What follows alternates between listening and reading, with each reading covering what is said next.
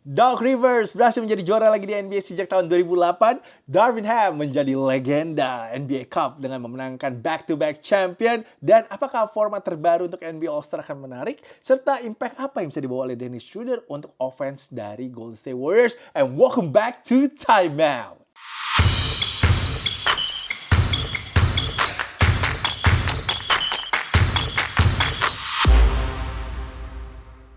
Yo, what up Timeout gang? Setelah seminggu kita gak bikin Timeout, we are back. Finally, gue menemukan hal-hal menarik untuk dibahas di Timeout. Yang pertama jelas, Milwaukee Bucks is your 2024 Emirates NBA Cup champion. Kemarin mereka mendominasi OKC Thunder dengan skor 97-81 di babak final. And Doc Rivers, finally guys, ada memenangkan sesuatu lagi nih sejak tahun 2008. Dan kayaknya ini sejarah baru sih, karena kayak Doc Rivers menjadi pelatih pertama yang memenangkan NBA title serta juga NBA Cup title. Lumayan lah buat nambahin sesuatu ke resumenya Doc Rivers. And Darvin Ham juga ini wah legenda sih, 14-0 guys, belum terkalahkan di NBA Cup. Dia bersama Taurean Prince ya, itu back-to-back champion di NBA Cup. Dan miminnya Milwaukee Bucks sih menyala banget sih dengan caption stole their thunder. They did though. Kemarin ini Thunder benar-benar gak ada geledek-geledeknya sama sekali sih di game kemarin. Apalagi 3-pointnya mereka ya. 3-pointnya mereka sih benar-benar musim semi kemarin ini guys. Dimana mereka udah bisa bangun rumah sih. They were shooting bricks. Mereka nembaknya 5 dari 32 3-pointnya.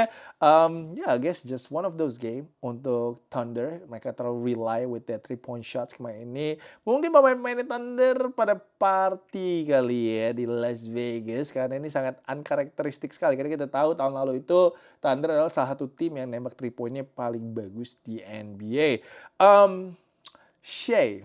Shai Gilgeous-Alexander, kita tahu dia sebagai pemain yang paling konsisten di NBA, tapi tampaknya ada hal yang berbeda dengan Shai tahun ini ya. Menurut gue dia gayanya mainnya dirubah dikit, dimana dia sekarang jadi banyak nembak 3-point, dan I don't think that is his game though. I don't think that's his game.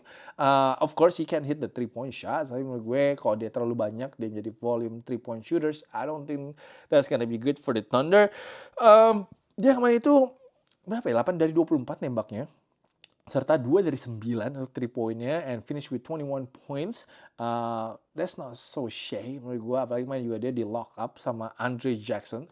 Of course, big credit kepada Andre Jackson yang did an amazing job making Shai kemarin ini hidupnya sangat susah sekali di lapangan. But Shai man, dia kayaknya harus stick sih kepada mid-range game-nya dia. Kita tahu dia salah satu pemain yang punya mid-range shot paling bagus di NBA, mungkin ya saingan lah sama DeMar DeRozan. So I think dia jangan sih sampai terlalu nembak 3-point terlalu banyak sih. I don't know, what do you guys think? Let me know in the comment section below. J-Dub dan iHeart mungkin kemarin adalah pemain yang paling efisien untuk OKC Thunder, di mana J-Dub selesai dengan 18 points, 3 blocks dan juga 2 steals. iHeart kemarin double-double, 16 points dan juga 12 rebounds. Yang lainnya nembaknya hopeless semua guys. Kalau lihat, wah banyak banget yang 03, 04. Wah kacau deh pokoknya kemarin Thunder nembaknya. Gue juga gak tahu sih apakah memang mungkin mereka belum ready for the big stage. You don't know. Tapi Bucks kemarin itu obviously maximize their strength, yaitu size. Giannis man killed the Thunder on the low post. Dia benar-benar gak ada yang bisa jaga sih pemain Thunder sih. Sampai mereka coba taruh Alex Caruso. Obviously, Caruso is so small. Giannis just gonna run over him. Pintar banget sih tapi Giannis man. Dia bisa nge-score on the low post. Dia bisa kick out kepada teman-temannya kalau defense-nya si Thunder collapse. Dan Giannis juga mainnya niat banget sih. Dia niat banget, dia kayak pengen banget juara NBA Cup kemarin ini. Dia triple-double. 26 points, 19 rebounds, and 10 assists. Gue seneng banget sih kalau lihat ada seorang superstar ya memang niat banget untuk bisa memenangkan NBA Cup. It shows bahwa dia respect the game sih. He respect the game. Dia juga pengen bantu two-way player-nya untuk beli rumah di hometown-nya. That was a really great story. Lo bisa lihat dia seneng banget sih. Dia tosin si Doc Rivers pas sudah memastikan kemenangan. Dia juga peluk si Damian Lillard kemarin ini. Pas penyerahan piala juga joget-joget mulu. And actually dia juga ada sekali joget tunjukin kalau mereka menang 500.000 sih. $500,000. So he's very happy sih for his teammates. Dan gue lihat-lihat ya, tough startnya Bucks itu is like a blessing in disguise. Kita tahu sekarang si Doc Rivers finally found his rotation, di mana dia harus eliminated si Pat Connaughton. Nggak dapat menit sama sekali, nggak masuk ke rotasinya. Dia mainin AJ Jackson, dia mainin si Derry Bird, AJ Green, lalu si Gary Trent Jr. yang dia recruit very hard during the off season, dia masukin ke bench. I think sekarang ini, yeah man, that tough start really membantu banget sih. Banyak banget benefitsnya untuk si Milwaukee Bucks. Gue juga melihat Giannis itu menjadi leader yang lebih baik sih setelah momen tersebut. Gue suka banget bagaimana Giannis tuh benar kayak embrace all of his teammates kemarin ini setelah menjadi juara NBA Cup. And of course Giannis menjadi MVP juga kemarin ini, MVP kemarin ini dengan rata-rata 30,5 poin per game, 10,2 rebound per game, 7,7 assist per game, dan juga 2,8 block per game di 7 game NBA Cup. Dan kayak gue lupa nyebutin, did I say his stats kemarin ini di final?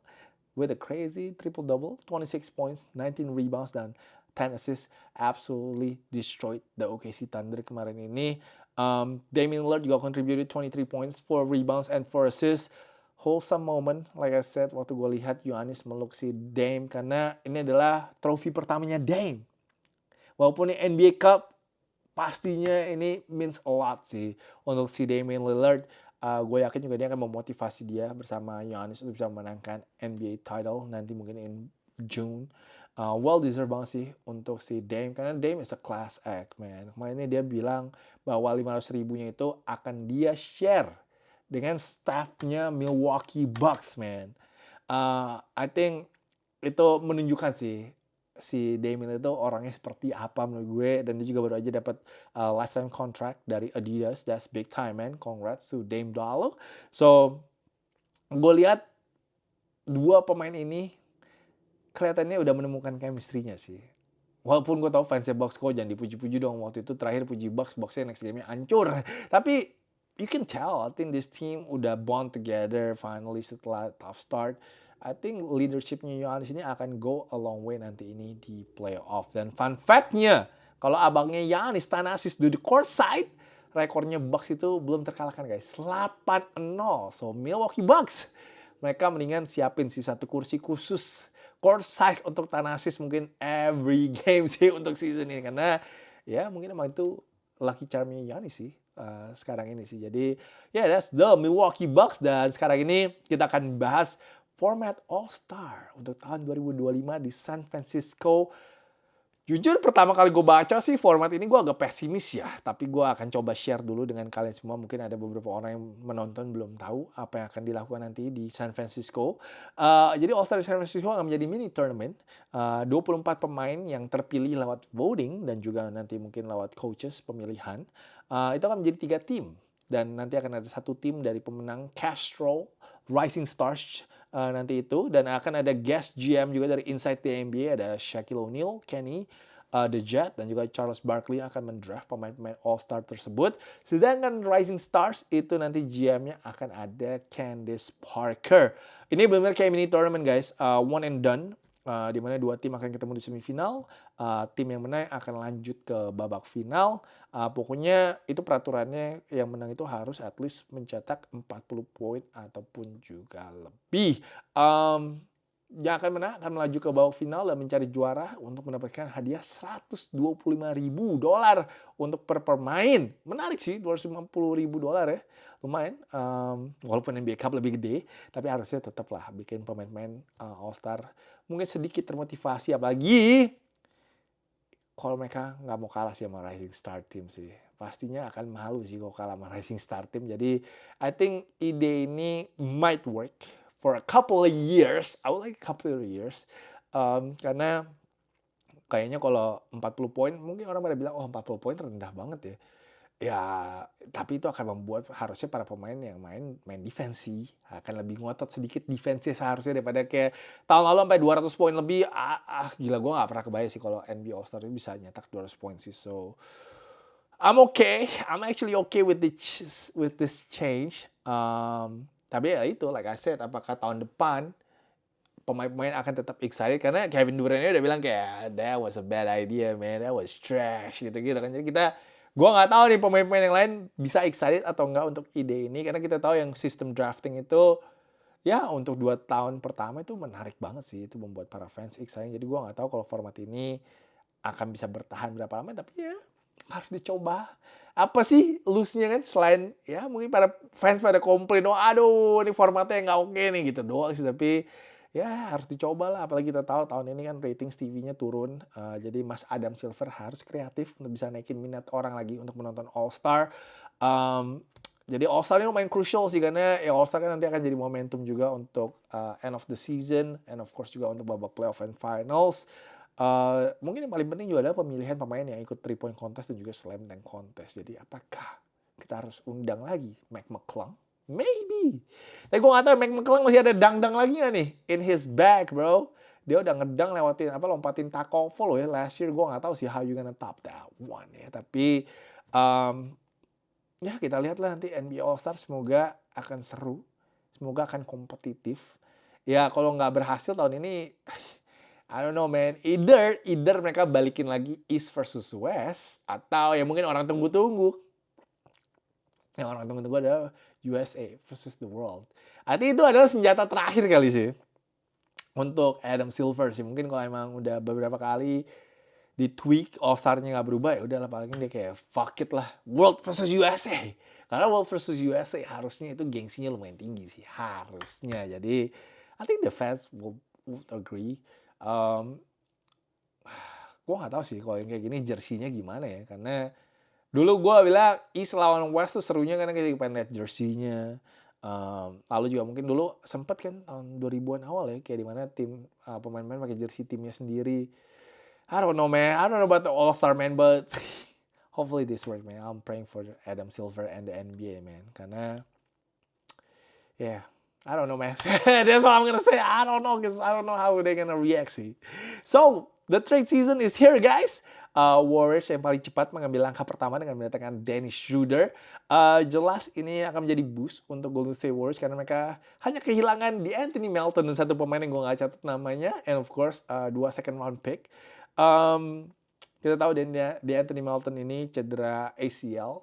Sangat disayangkan banget sih, padahal sebenarnya waktu di Anthony Melton main untuk Warriors itu impact-nya cukup oke dan performance-nya Warriors cukup naik saat ada dia. Tapi the Warriors needed this trade di mana mereka started the season 12-3 dan setelah itu kalau nggak salah last 10 game mereka sekarang 2-8 rekornya. So they just desperate man. Need somebody yang bisa score dengan second unitnya mereka karena bench Warriors has been so inconsistent this season. Apalagi sekarang juga Dub Nation kayak lagi pada pusing semua sama Brandon Podziemski yang mainnya nggak jelas. Mainnya aneh-aneh sih di lapangan sih Brandon Podziemski itu kemarin. Apalagi waktu lawan Dallas. I don't know man, I don't know what's going on. Gue punya high hopes untuk dia. Lagi turun banget lah pokoknya permainannya dia. Dan sejak Melton injured, kalau nggak salah offense si Warriors itu turun ke posisi ke-28 di NBA. Jadi kedatangan Schroeder yang season ini average 18,4 poin per game, 6,6 assist per game, serta on an expiring contract. Jadi seharusnya akan membantu sih untuk Warriors di non-Curry minutes. Biasanya kalau expiring contract, you know what it means? It means they're gonna go very hard. Dia akan mainnya bagus demi kontrak yang besar next season sih. Apalagi sekarang kita tahu Dennis Schroeder 31 tahun.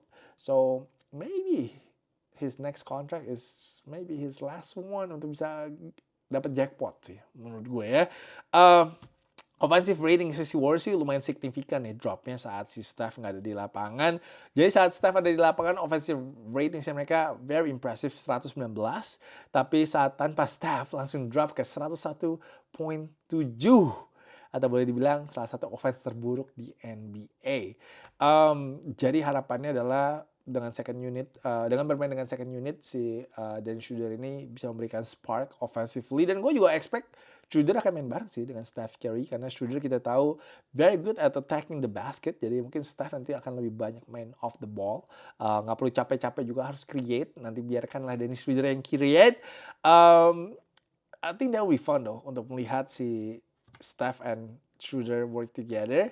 Tapi selain offense, defense Schroeder kayaknya underrated juga ya. He can defend in high level nantinya bersama Gary Payton II, bersama Jonathan Kuminga, bersama Draymond Green. Belum lagi juga free throw-nya dia 89%. I think that will be really important too untuk Golden State Warriors. Ya mood booster lah ya untuk Dub Nation, iya nggak sih? Bener nggak? Daripada Dub Nation 2 minggu ini stres kan sama performance timnya. Sekarang ini dapat angin segar. Karena ya ini untung banget lah. This is a big steal menurut gue. Lu nge-trade pemain yang udah nggak bisa main dengan pemain yang masih bisa main dan juga offense-nya lumayan bagus gitu loh. Jadi it's a big win untuk Mike Dunleavy Jr. And Steve Kerr juga bilang dia udah capek banget sih getting his ass kicked by Schroeder. Steve Kerr juga happy banget karena katanya setelah his first official practice with Golden State Warriors, katanya Schroeder looks good, lalu juga cepat banget untuk pelajarin sistemnya si Golden State Warriors. And Schroeder of course juga happy datang ke tim yang mungkin punya chance untuk masuk ke babak playoff, even masuk ke babak NBA Finals. Anaknya juga happy banget karena dia juga ngefans sama Steph Curry. So just a good move from Mike Dunleavy Jr. and maybe they're not done yet. I don't know if they can get somebody else, mungkin Cam Johnson or I don't know sih. Tapi kalau mereka bisa dapat satu pemain lagi yang bisa membantu offense sih, I think that will be great untuk si Warriors. And Schroeder tampaknya besok sih akan make his debut melawan Memphis Grizzlies. Selain itu juga ada rumor kalau Denver Nuggets akan nge-trade si Michael Porter Jr. untuk either Zach LaVine, Brandon Ingram, Jordan Poole, ataupun juga Jordan Clarkson. Ini very confusing. I don't know why si Denver Nuggets mau nge-trade MPJ for all these players yang punya sejarah cedera and bad defense. So I don't know why. Tapi kelihatannya mereka pengen punya satu pemain lagi yang bisa bawa bola, yang juga bisa attack the rim, dan gak hanya nembak 3 point. Jadi itu mungkin adalah yang diincar sama Mike Malone. Kita lihat aja lah ya kira-kira akan kejadian atau nggak trade-nya. Sekarang ini gue kasihin sama Michael Porter Jr. sih, I think he's pretty good this season untuk Denver, dan juga udah klop, dan mereka juara dengan adanya Michael Porter Jr. So very interesting move sih, ataupun juga very interesting rumor sih dari si Golden State Warriors dari Denver Nuggets. Kita lihat lah ya nanti gimana kelanjutannya. And Lakers malah yang masih adem-adem aja. Nggak tahu sih apakah mereka akan make a move atau tidak nanti ini. So that's our timeout today. Besok ada 13 game in the NBA. Yang udah libur mungkin besok bisa puas-puasin nonton NBA. Besok kelihatannya kayak Houston Rockets sih will kill the New Orleans Pelicans. So good luck everybody. And yeah, once again, thank you guys for watching. Gue jujur minta maaf, gue belum bisa konsisten bikin timeoutnya. Tapi sebisa mungkin kalau gue bisa bikin, pasti gue akan bikin. Ya karena timeout itu butuh research yang cukup lama sih. Itu aja sih susahnya. And yeah, I don't know when the next time. Gue gak mau promise anything, but I just want to say thank you so much guys for always supporting timeout. Thank you banget yang selalu setia untuk tonton timeout walaupun udah skip lumayan lama. So once again, happy holidays everybody. Really appreciate everybody for the support selama tahun 2024. And yeah, semua sehat-sehat and have fun with your family. And thank you guys for watching. I will see you guys again very soon. Peace out, everybody.